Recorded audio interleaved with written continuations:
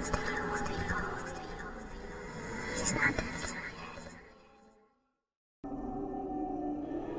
did you let him kill me?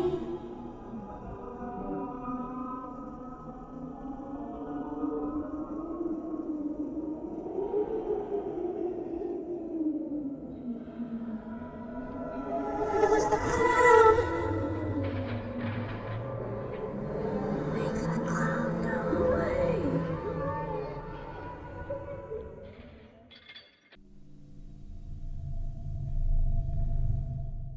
अस्सलाम वालेकुम दोस्तों, welcome to the channel the dark shadows. उम्मीद करता हूँ कि आप सब खैरियत से होंगे और जहाँ होंगे खुश होंगे। दोस्तों, आज की कहानी कंटिन्यूएशन है हमारी पिछली कहानी की, जो कि बीचवत अज़ालम पे थी, जहाँ पे जॉन कार्टर और उसकी टीम ने अजीब व गरीब वाक़यात देखे और महसूस किए थे। इससे पहले कि हम आज की कहानी स्टार्ट करें, मेरी आपसे रिक्वेस्ट है कि आप मेरे चैनल को ज़रूर सब्सक्राइब कर लें और बेल आइकन को दबा दें ताकि आपको हर वीक नई आने वाली वीडियो का नोटिफिकेशन मिलता रहे। तो शुरू करते हैं आज की कहानी से दोस्तों। हाय, मेरा नाम है जॉन कार्टर और ये है मेरी कहानी। उस रात जब हम घर की तरफ लौटने लगे तो अज़ालम को पीछे छोड़ने का एहसास नाकाबिल तरदीद था। वो अजीब एनकाउंटर्स और ना बयान किए जाने वाले फिनोमेना, उनके बोझ ने हमारे जज्बातों पर असर डाल दिया था और हम अपने घर के आराम और सेफ्टी में वापस जाने का इंतज़ार कर रहे थे। हमारे अज़ालम की तरफ का भयानक सफ़र और परेशान कुन एक्सपीरियंस के बाद थकन गहरी तौर पर हमारे जिस्मों को खा चुकी थी और हमारे जज्बातों में बस गई थी।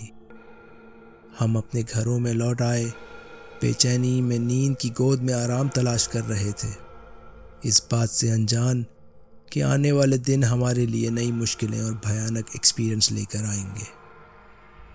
अज़ालम में हुए वाक़यात की भयानक तस्वीरें और खौफनाक रिकॉर्डिंग्स से हमारा जहन भरा हुआ था।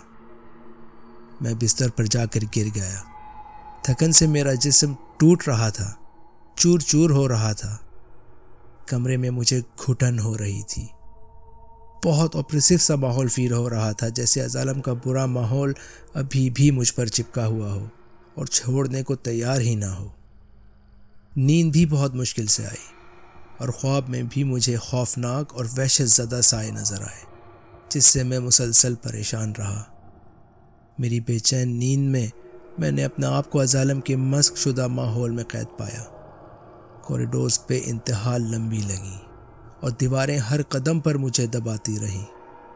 साए हर जगह छाए रहे और भयानक तरीके से नाचते रहे और भयानक हंसी मेरे दिमाग के अंदर के कोने कोने में गूंजती रही। दूसरे टीम मेंबर्स के लिए भी नींद अपने तरीके का खौफ लेकर आई थी।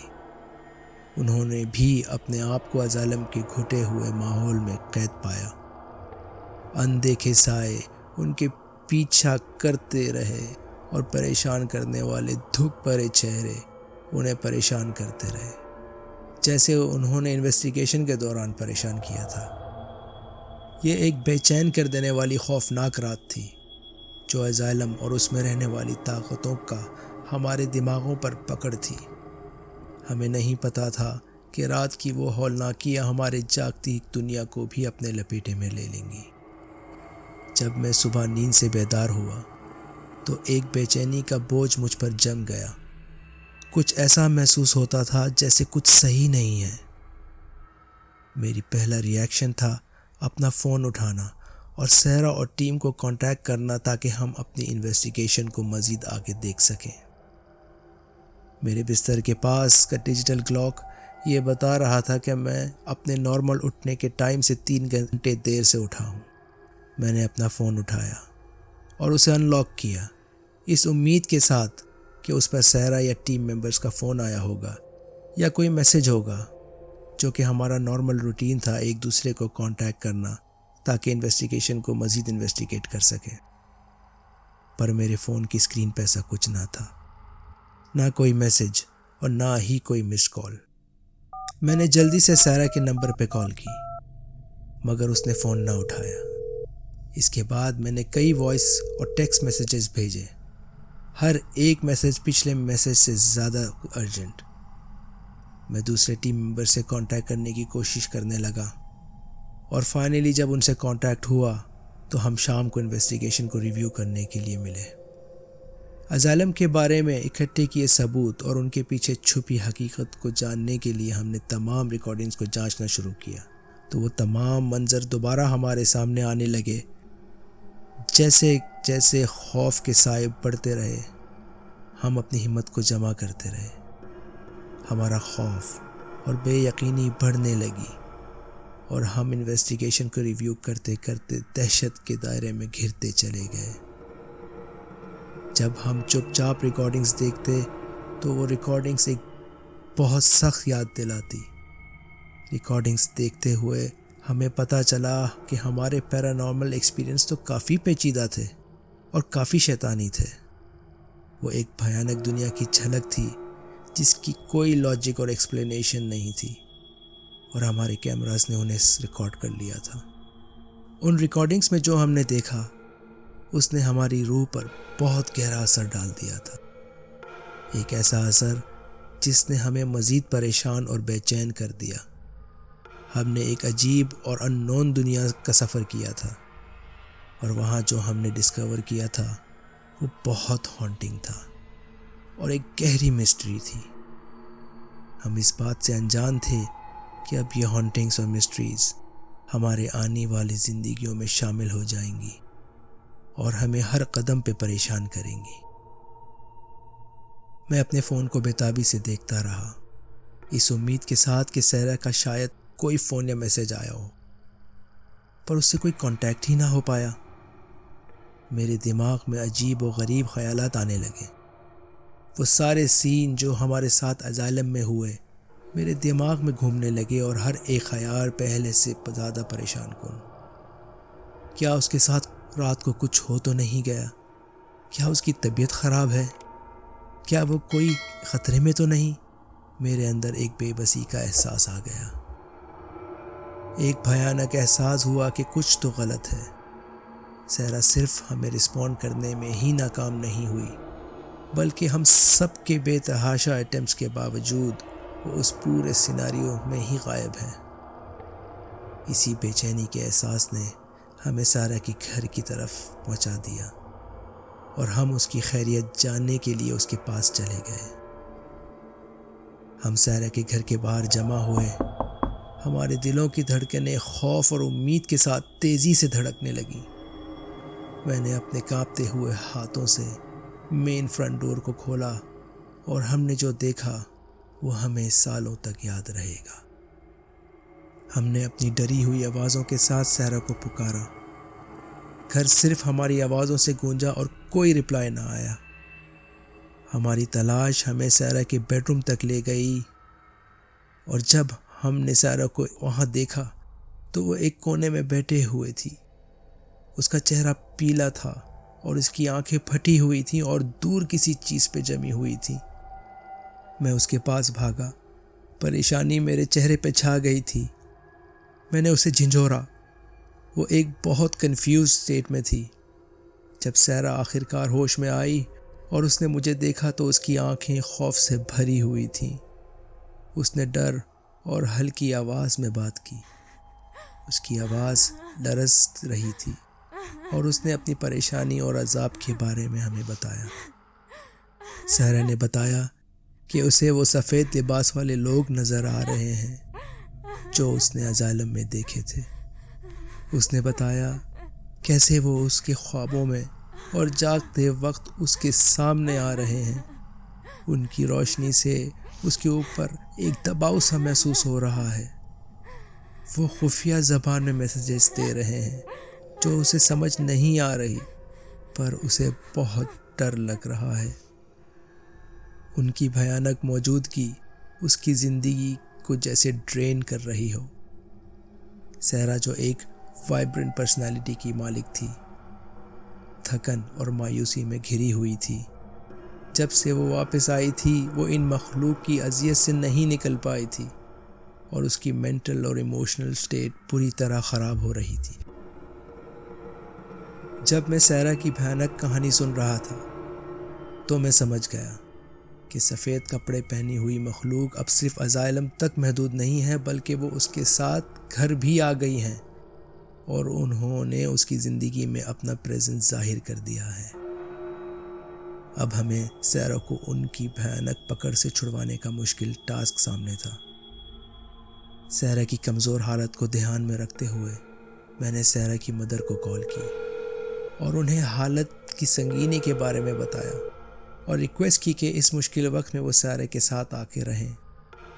میں جانتا تھا کہ سیرا کو اس مشکل وقت میں ایک لونگ کمپنی کی ضرورت ہے جو کہ اس کی ماں ہی دے سکتی ہے۔ سیرا کی مدر بہت پریشان ہوئی اور فوراً اس کے پاس آنے کے لیے راضی ہو گئیں تاکہ اس کو سہارا دے سکیں اور اس کی مدد کر سکیں اس پریشانی میں۔ جب سیرا کی مدر وہاں آ گئیں تو میں نے اپنے گھر کی طرف رخ کیا۔ ان سارے واقعات کی وجہ سے میں فزیکلی اور ایموشنلی بہت ایگزاسٹ ہو گیا تھا، لیکن یہ بے چینی کا احساس میرے ساتھ سائے کی طرح چلا آیا۔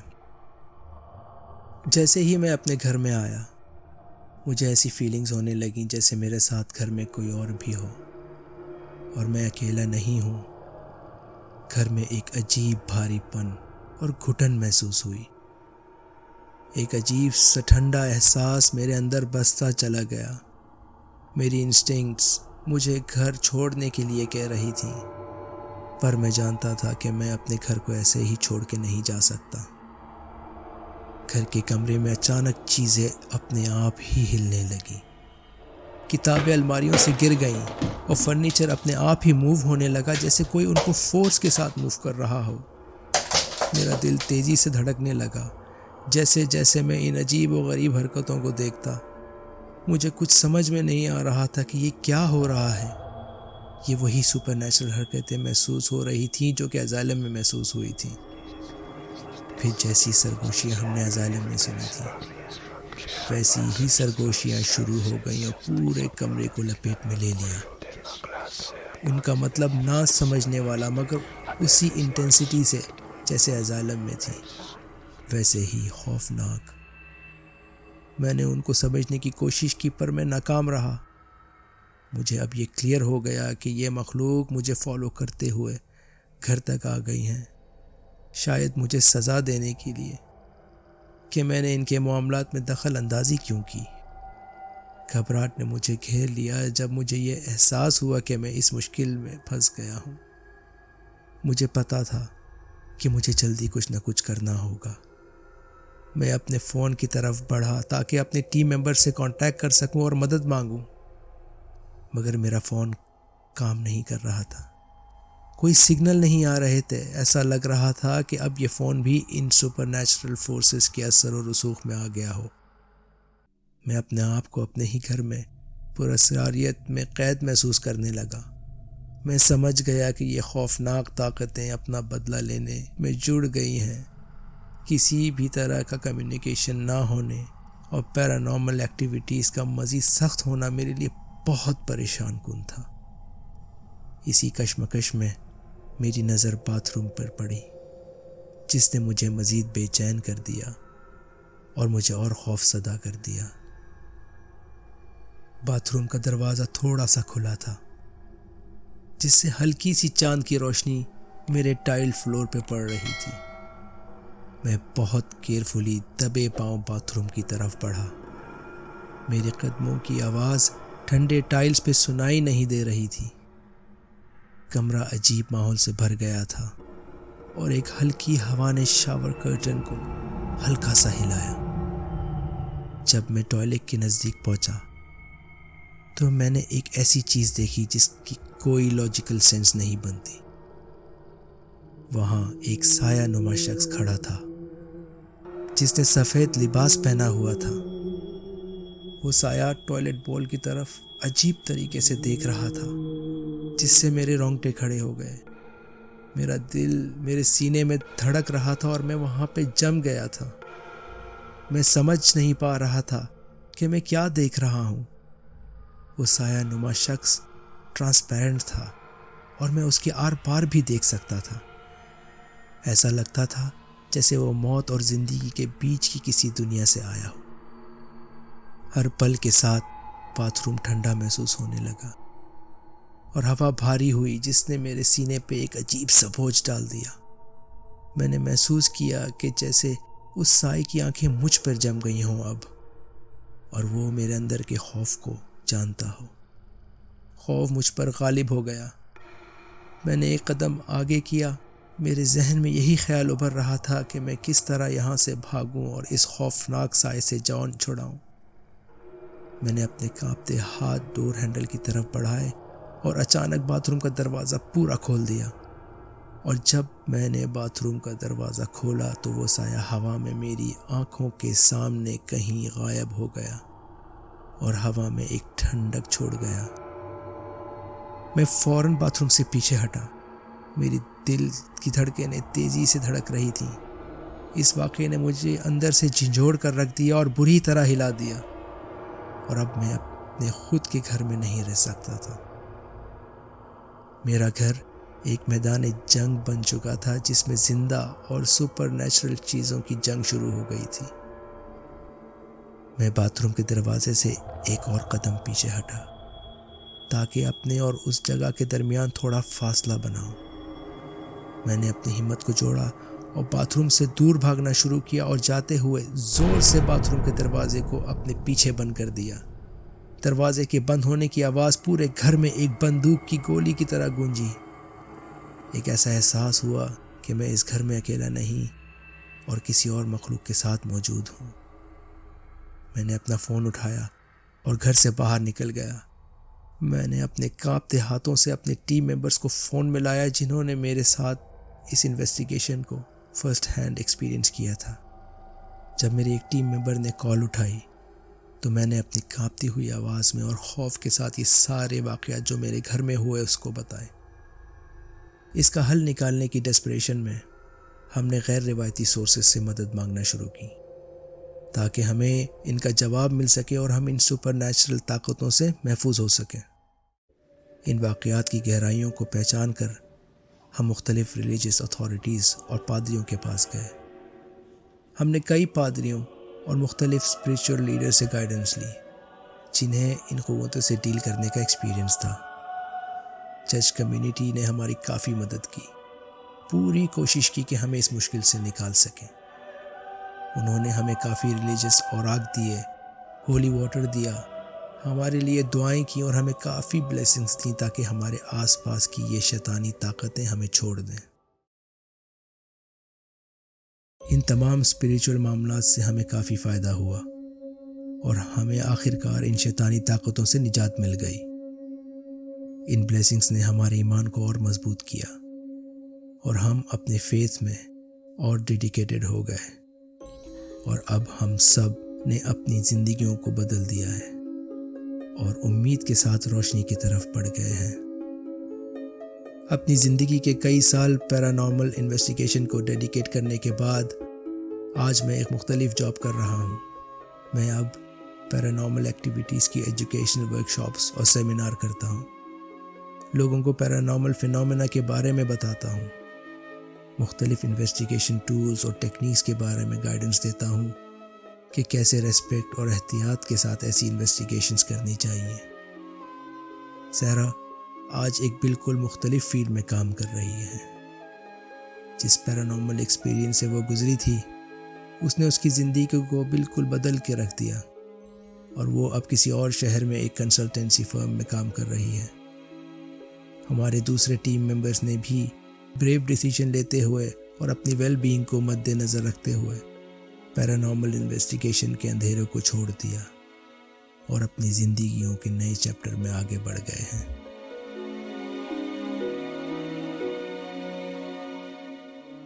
تو دوستوں، یہ تھی آج کی کہانی۔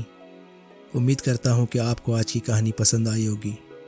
اگر آپ کو آج کی کہانی پسند آئی ہے تو اسے لائک ضرور کیجیے گا اور اپنے دوستوں کے ساتھ بھی شیئر ضرور کیجیے گا۔ اور فائنلی، آپ نے اگر میرے چینل کو سبسکرائب نہیں کیا تو اسے ضرور سبسکرائب کر دیے گا اور بیل آئیکن کو دبانا مت بھولیے گا۔ اب میں آپ سے ملتا ہوں اگلی ویڈیو میں، جب تک کے لیے مجھے اجازت دیجیے۔